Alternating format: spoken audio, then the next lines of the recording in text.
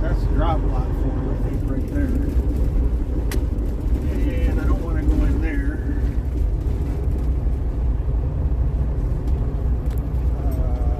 Your destination is on the right.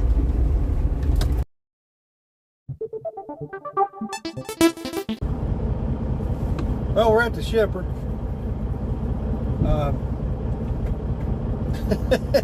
Be glad to be headed back south, because I'm telling you,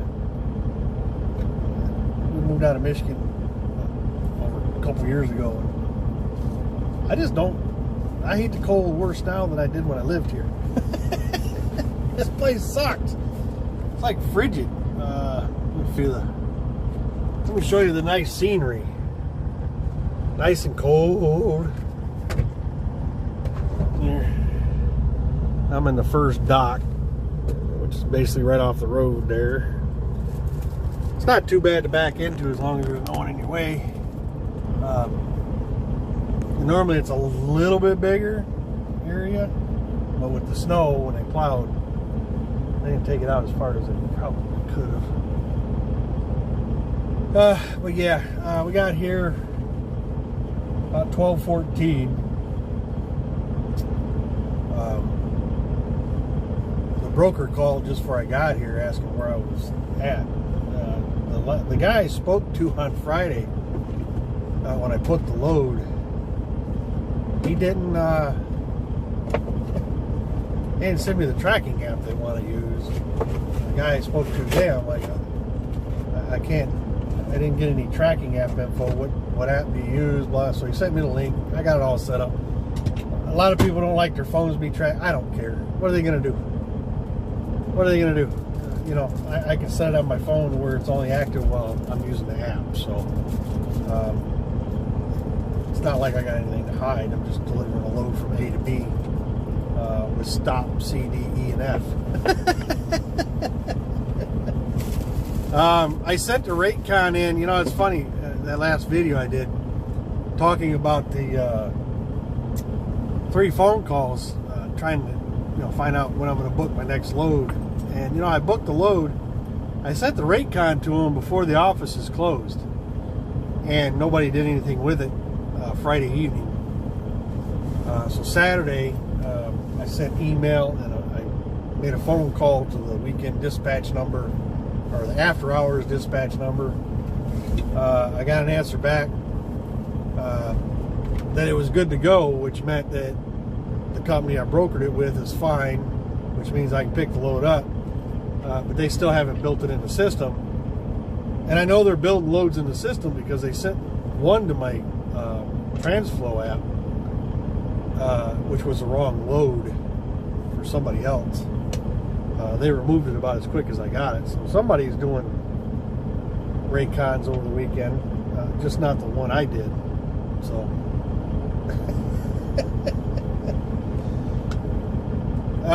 so yeah, it is what it is. I don't care. I'm gonna pick the load up and I'm gonna start running it. They can do whatever they want to do with their little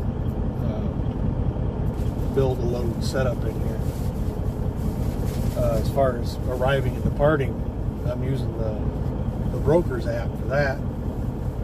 So this will just have to catch up whenever they get time to get it in there. If I don't have it by a certain amount of time tomorrow, I will call them and ask them what's up. So we're 0 for 2 this week with F2F. But booking a load on the weekend, everybody in the office, it's not a 7-day-a-week company per se. If there's any staff, it's very limited on the weekend. You'd think rate con would be our priority, and they take turns on the weekend, make sure those get taken care of. But maybe not. I don't know. I don't know how other companies work with that. Actually, Mr. Frank with Advanced Trucking, let me know. Do you have any issues with Advanced Trucking on the weekends getting the rate con done? I'm not sure how they do their rate cons here at F2F. They want me to get the rate con from the broker, obviously verify the information, and then send it on to them, and then they build it.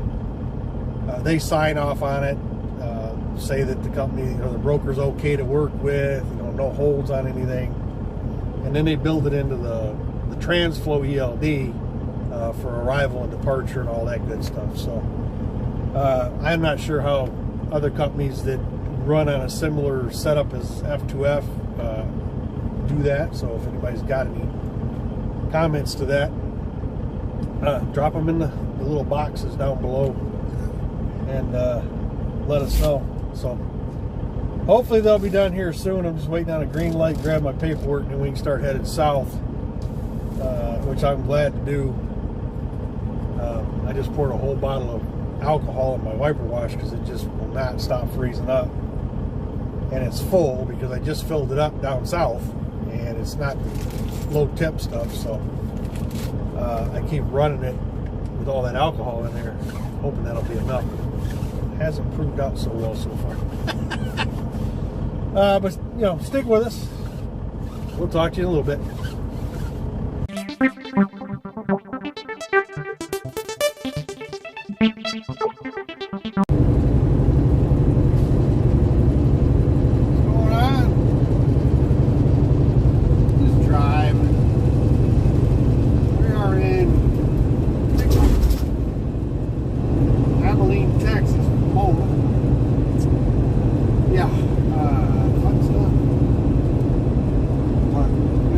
Ice right at the moment. Roads, windshield not so much.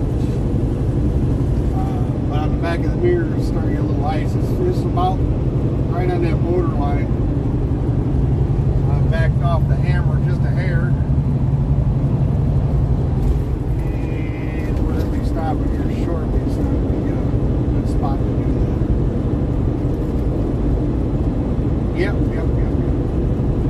Abilene is past Abilene, where you start kind of turning southwest or the desert southwest. According to my radar, you get about, 54 miles west of here, the temperature start approaching 70 plus. Not here. I'm seeing much ice on these trees. The trees back that way were getting pretty icy. That was the first loop, and the trees here don't look like they're building any ice. It's just enough of a mist to just, make it that kind of a day. That's where we're at. Here we go. What's going on, people? Fun morning in Texas. I guess I brought the cold weather with me.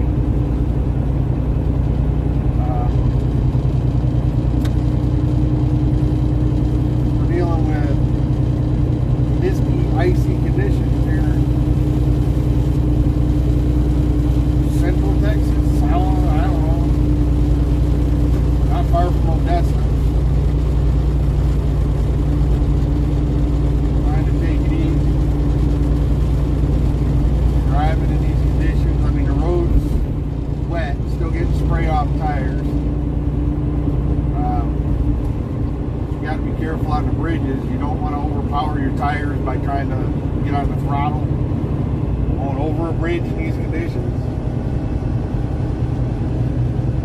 And these underpasses, the wind gets funneled down these underpasses, so when you're going under them, be mindful, no sudden movements, and don't overpower your tires.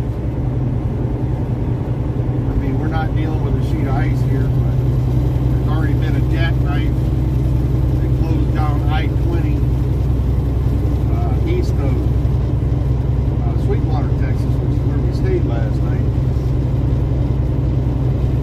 The parking lot when we left Sweetwater was wet, but there were spots where it was just frozen solid because of the wind. Like one spot was going down the side of the building, and there was nothing but ice. So yeah, we're slowly moving west, so the temperature should start climbing. So the conditions should improve as far as the roads go. I'm sticking around the 55, 60 mile an hour mark. I've had one truck pass me. For the most part, most of them are doing 50, 55, which is fine. I don't never knock anyone for being safe, ever. Even if it slows me down, better they be safe and confident in what they're doing and not do something to make me wreck. Wrapping around with something that allows everybody to be involved. We're just going to keep driving down the road, see how it goes. Should be about 70 degrees here in about an hour and a half, 2 hours. We'll find out.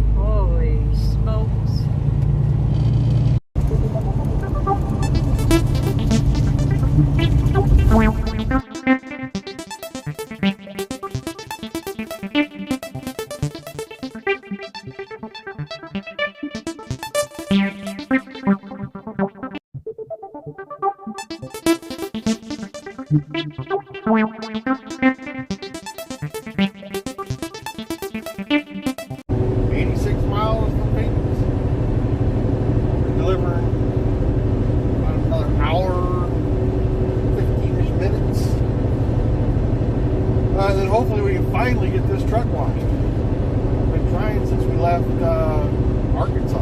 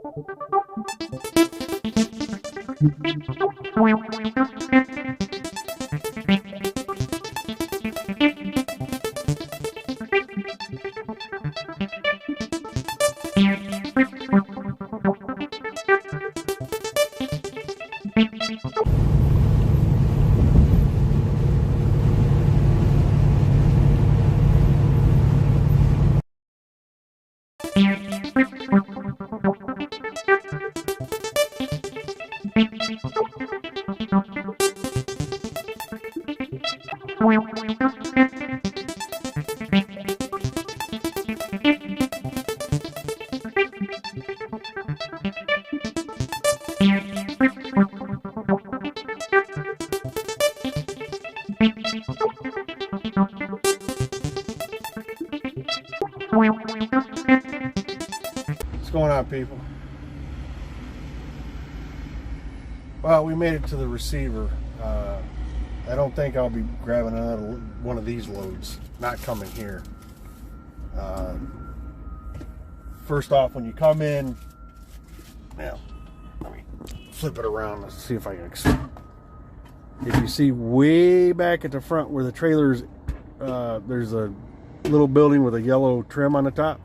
That's not even a real guard shack. It's just an empty little building at this point. But you come in that fence and then try to find a place to park out of the way because you're not the only truck here. And it's not fun because there's no room between where the docks are and those trailers. This place was not designed to back up a truck with those in the way. That's the way you got to do it. Now, I read the reviews on the place, and everybody was saying the same thing. It's extremely tight and a pain, and many are on the same level as I am. I wouldn't want to come back here and try it again. That trailer was not there when I got the door assignment. So I had plenty of room to swing around. There's another fence there, so I had enough room to swing around and get back into the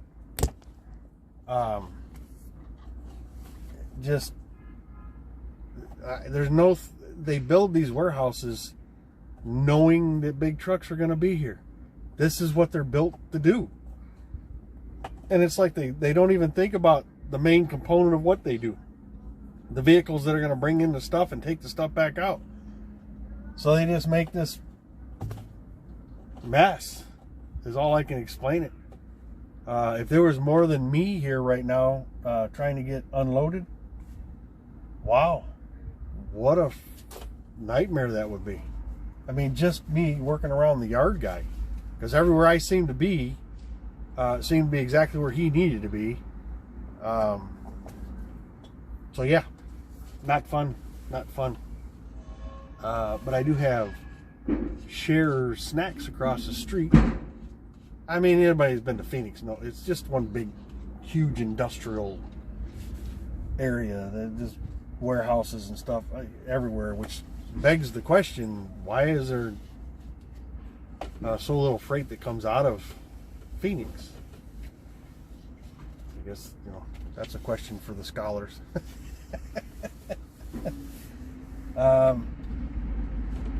I think they're unloading me, but I don't know. I couldn't tell you for sure.